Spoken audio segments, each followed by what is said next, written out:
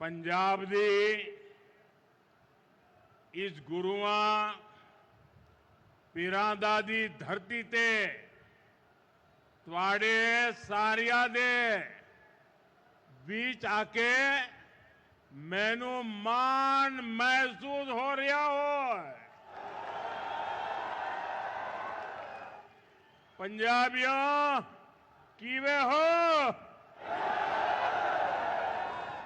चढ़दी कला च हो? साथियों, कुछ समय पहले मैं यहां श्री गुरु रविदास जी के जन्मोत्सव का हिस्सा बनने आया था और आज हमारा जालंधर विकास के उत्सव का साक्षी बन रहा है। आज सुबह मुझे जींद से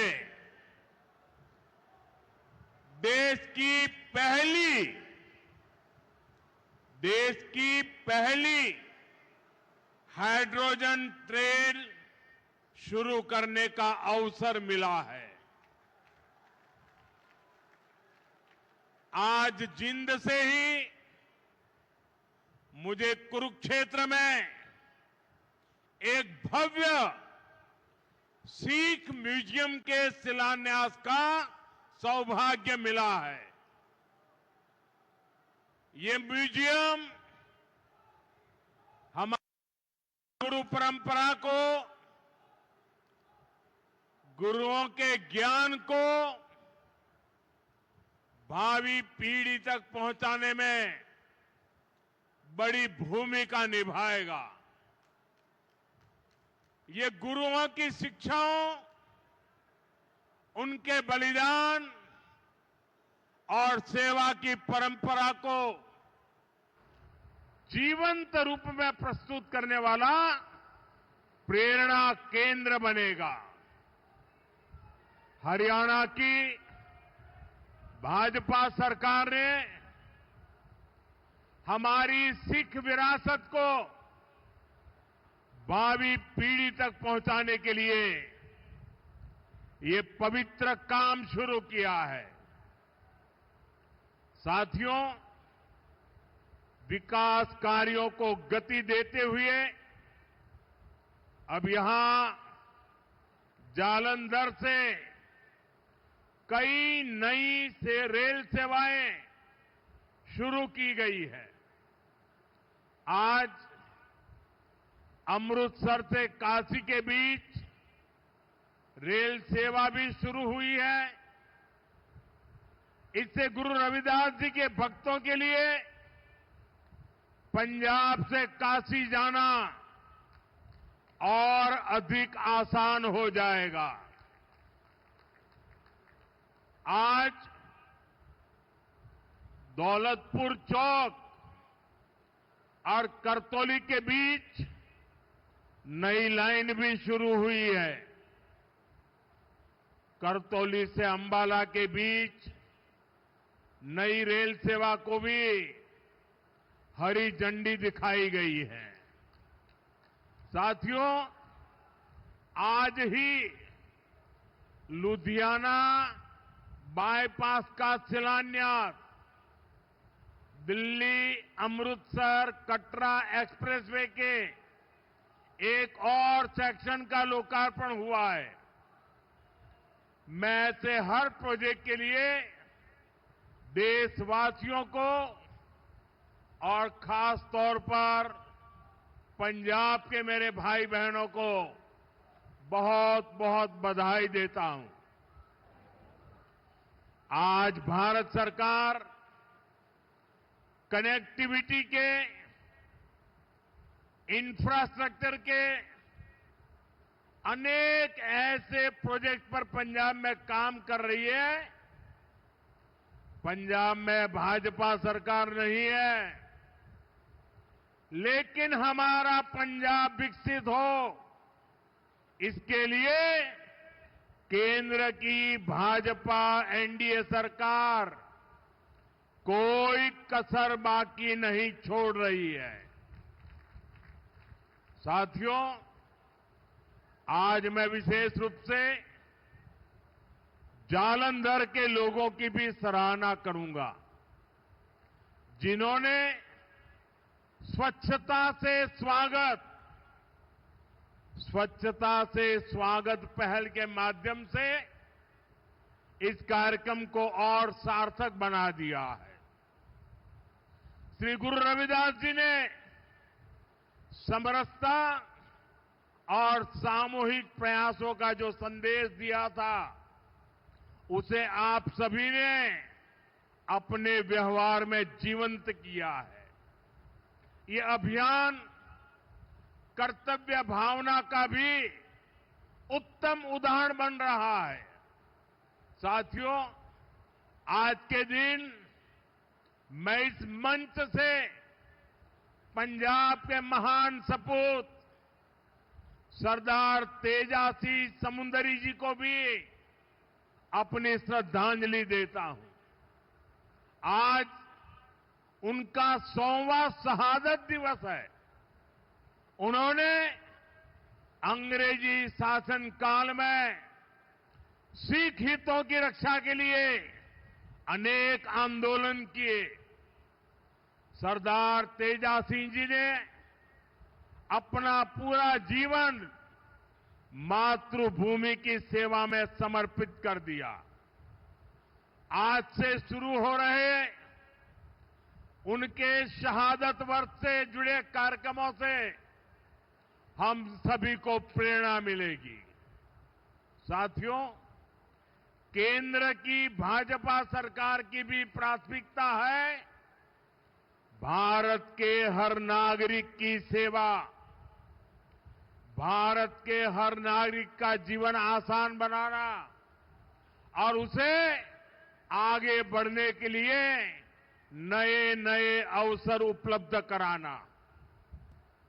और इसलिए हम नागरिक देवो भव इस मंत्र पर चल रहे हैं। गरीब हो, मिडिल क्लास हो, ऐसे हर परिवार को बेस्ट से बेस्ट सुविधा मिले, ये हमारा प्रयास है।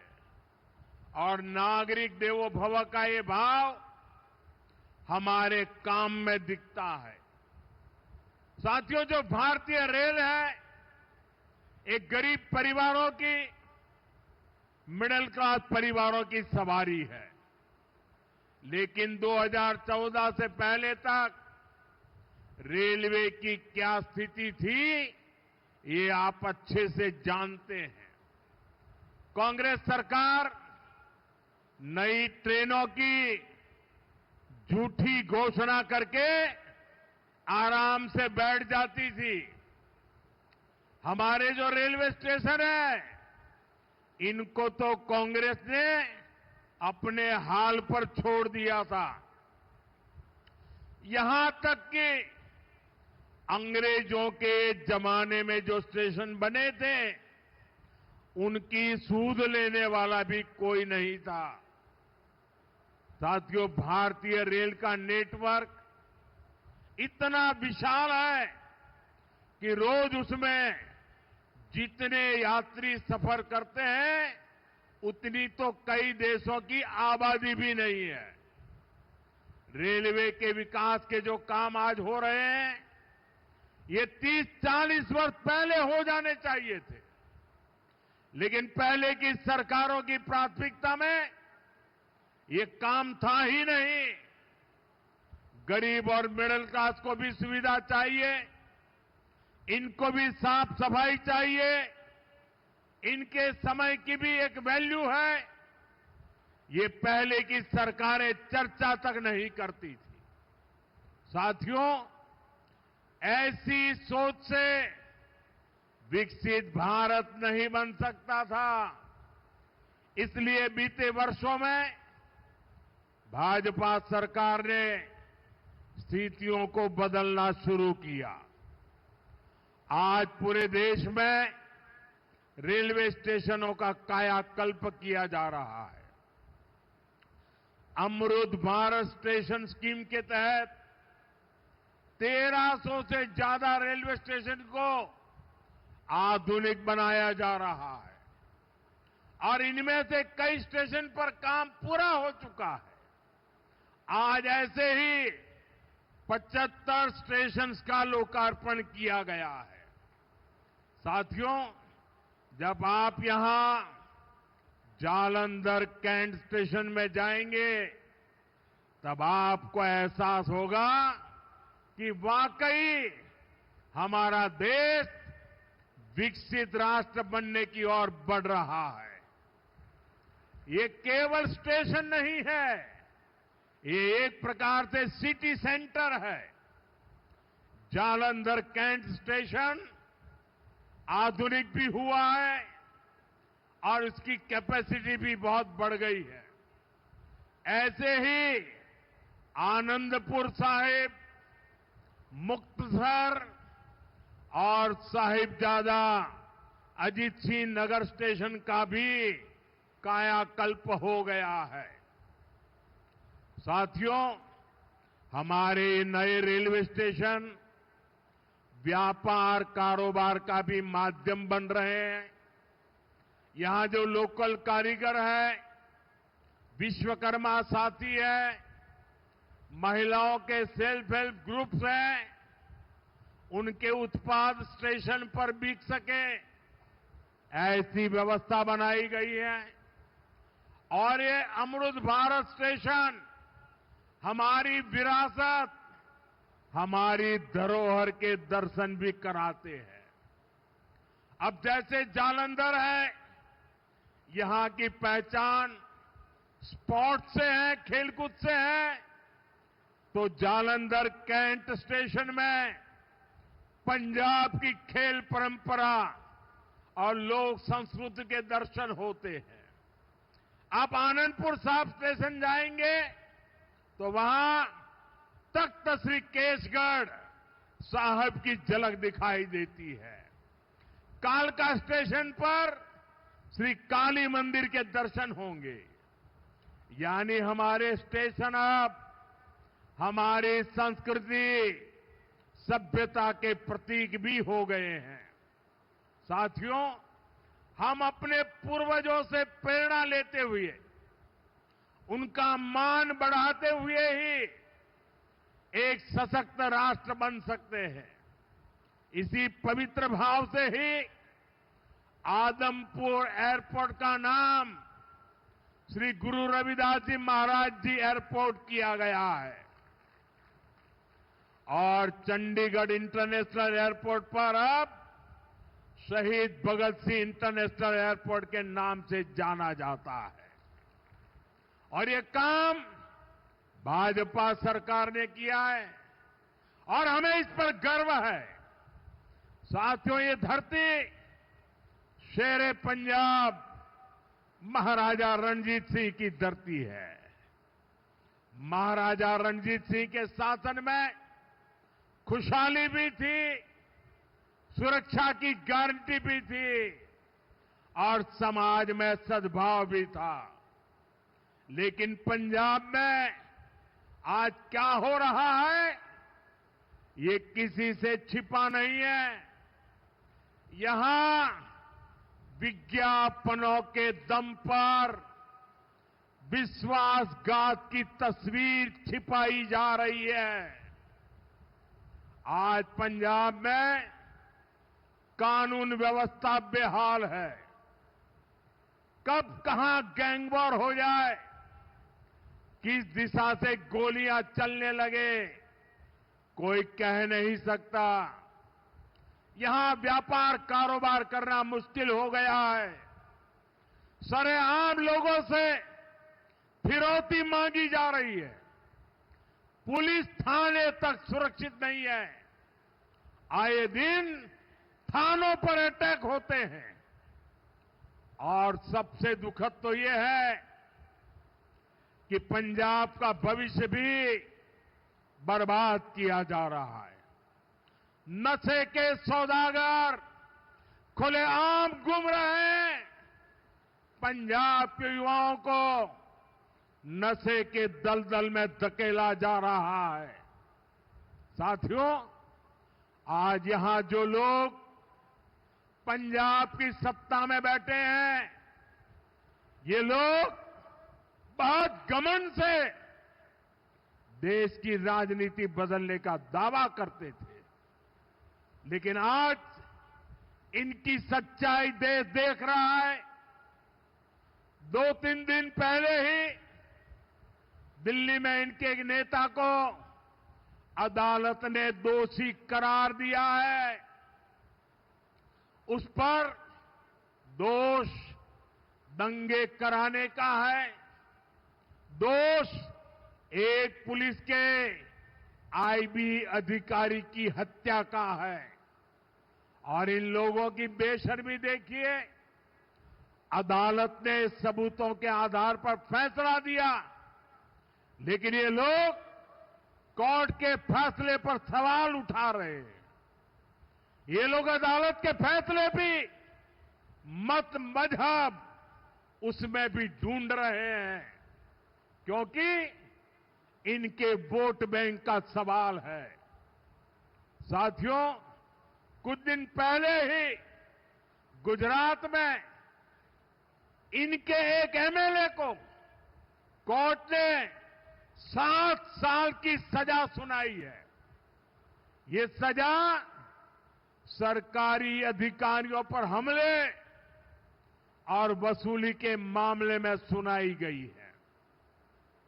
वसूली, उगाही, अवैध कब्जे, ये सब इनकी राजनीति का ट्रेडमार्क बन चुके हैं।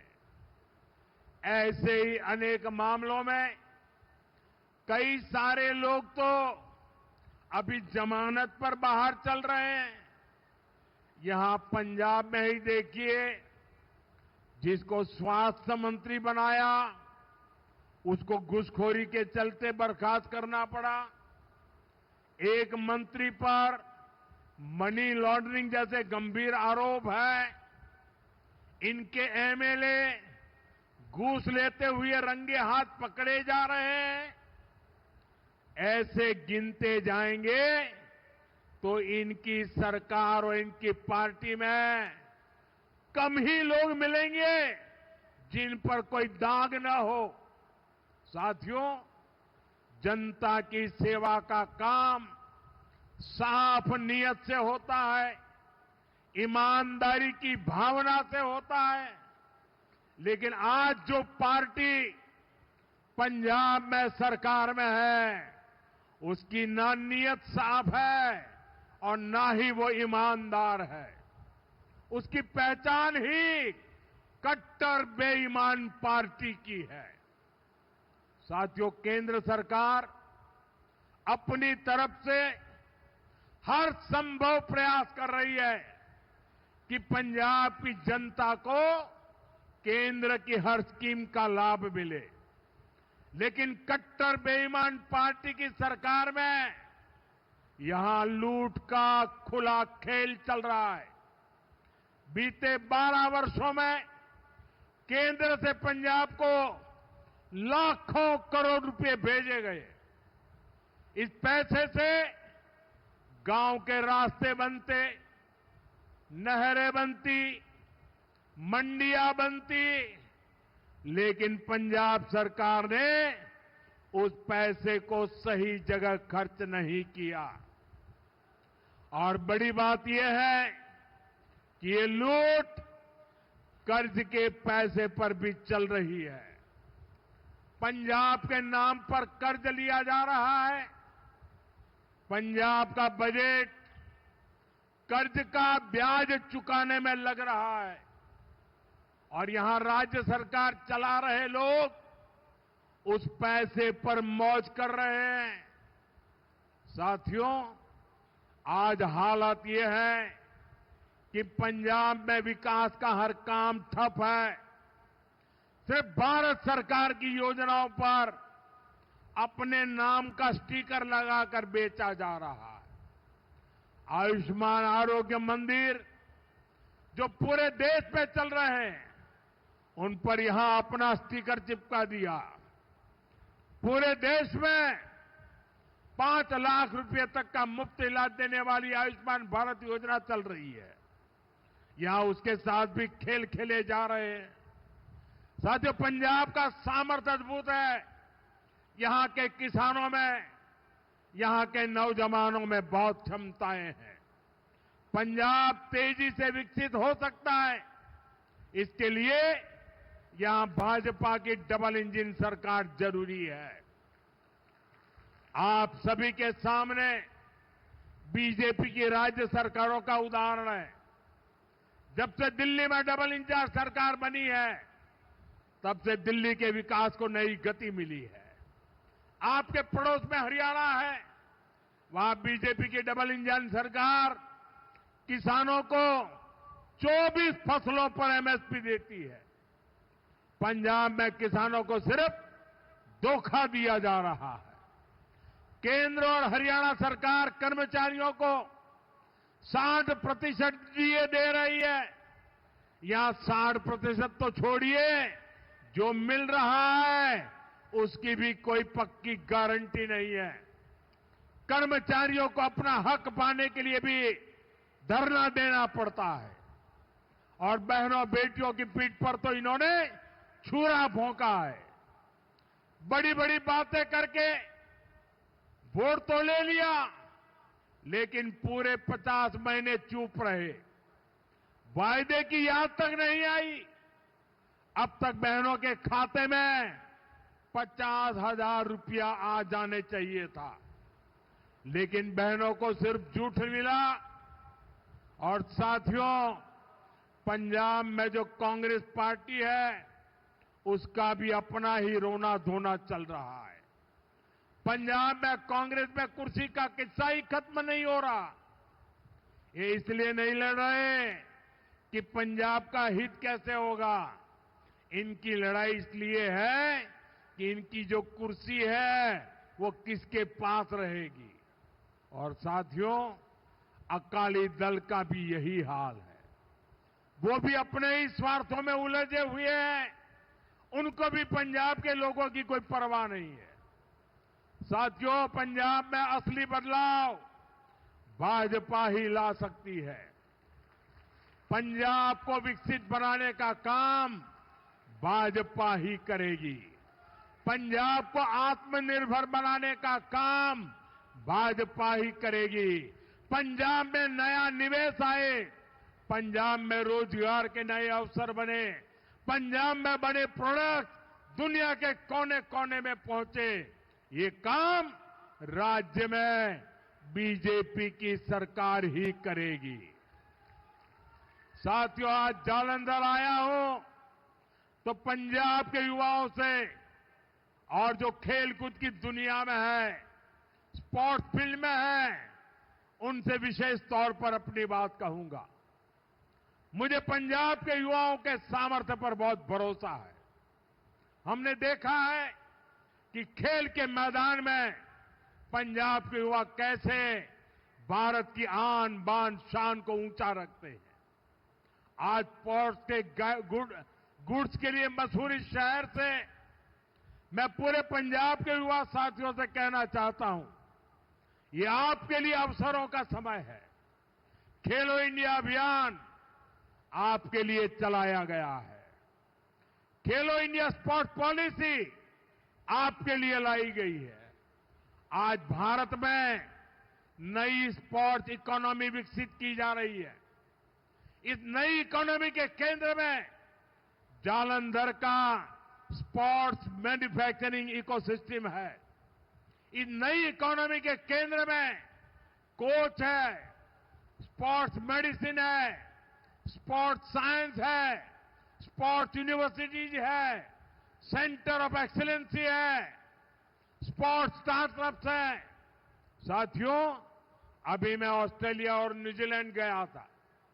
वहां इस विजन को लेकर काफी सारे समझौते हुए।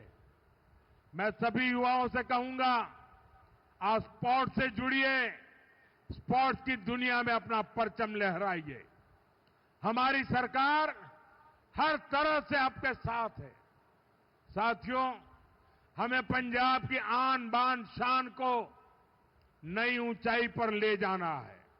हमें पंजाब का नया भविष्य बनाना है। मोदी हरदम हर पल पंजाब के लोगों के साथ है।